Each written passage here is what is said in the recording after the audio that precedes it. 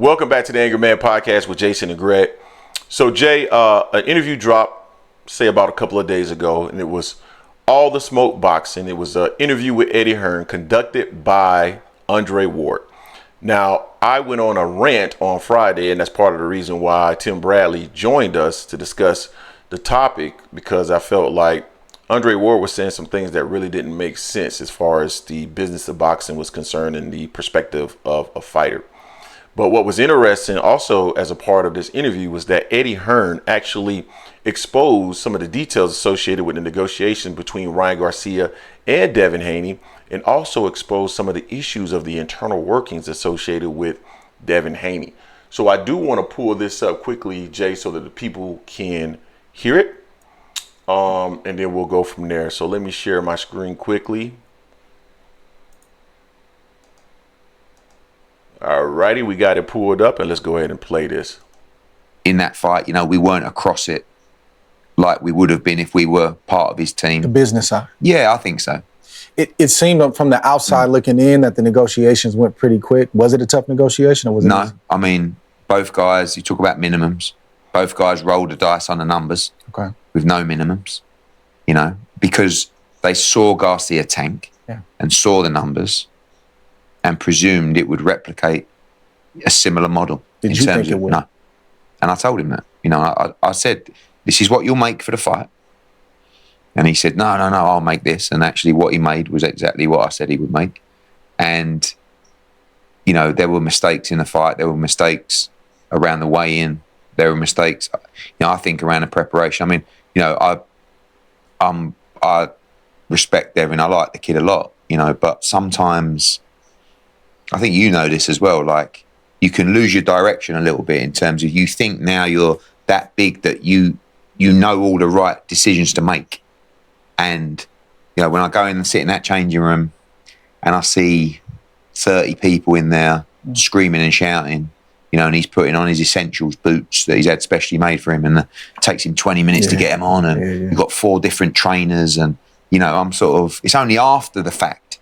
It's always after defeat when you make the change, isn't it? It's never, when you're winning, you never look and go, actually, it's getting a bit crazy in here. I don't think this is, because you're winning. So, Jay, that was interesting there, what Eddie Hearns had to share.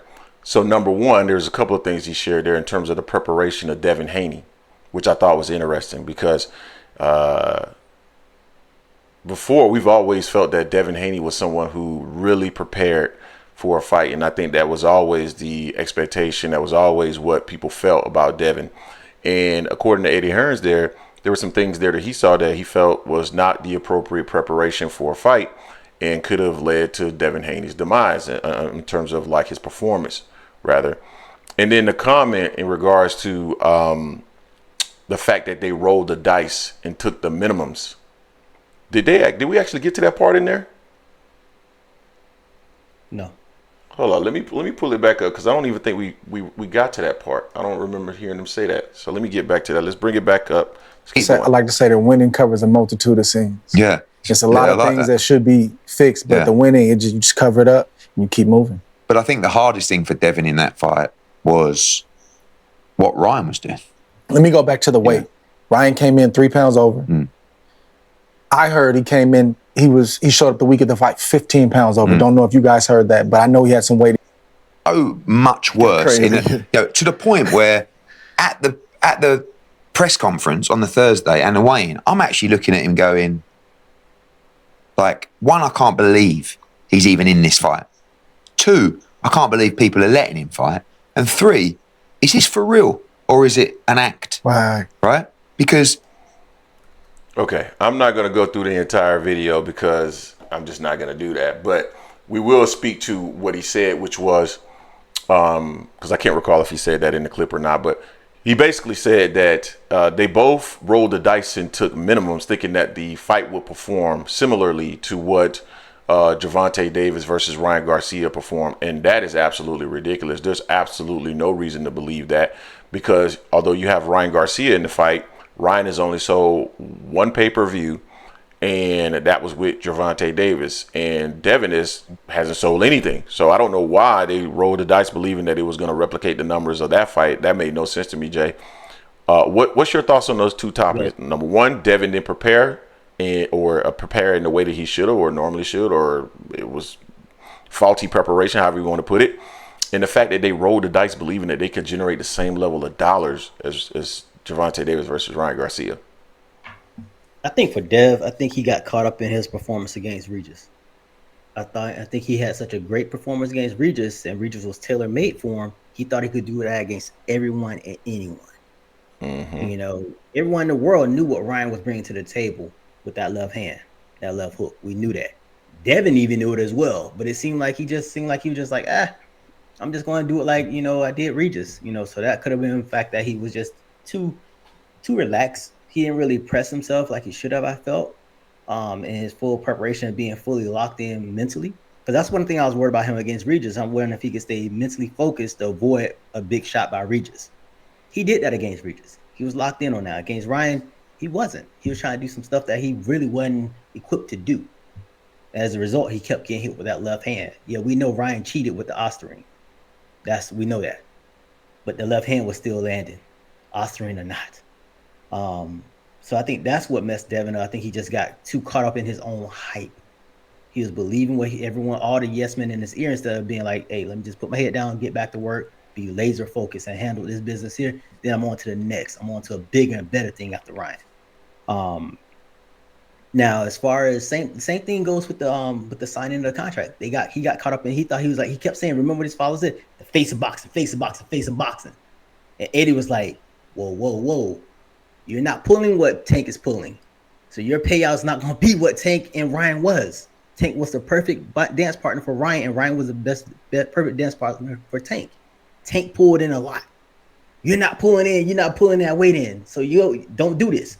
Nah. He bet on himself, which is fine.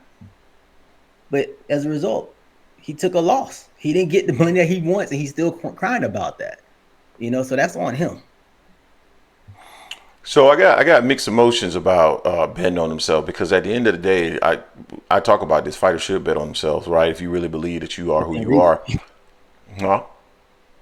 Within reason, though. If the numbers are there, though, you got to pull yourself back. Got to take your ego out of it. Where you're like, okay. Yeah, that's where I was going. That's where I was going. So you gotta have a team that's around you that understands exactly what your marketability is. And I do believe that not only coming out of the Regis fight, but I believe even prior to that they believe that they were hitting a plateau that they had not reached yet. And I'm talking about both Devin and his pops, Bill. And in my opinion, and I love what Bill does. I've said this on multiple occasions. I love how Bill continues to hype his son. You should do that. But I think what's essential is understanding what's marketing and what's reality, right? What's the marketing and what's the real that's currently going on in our situation?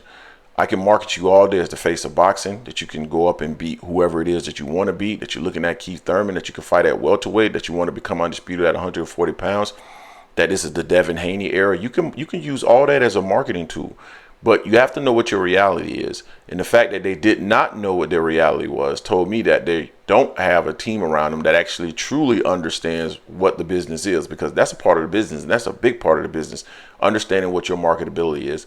And I think that's the reason why we saw after the fight, they were talking about where's the money, why haven't we been paid, so forth and so on. It's because it didn't sell what you think it sold. Like, you guys had in your mind that this was going to sell 1 million pay-per-view buys, and Oscar's telling you, no, it didn't do that. So I think that's why you continue to see Devin Haney on Twitter and stuff saying, run me my money. But those are my thoughts.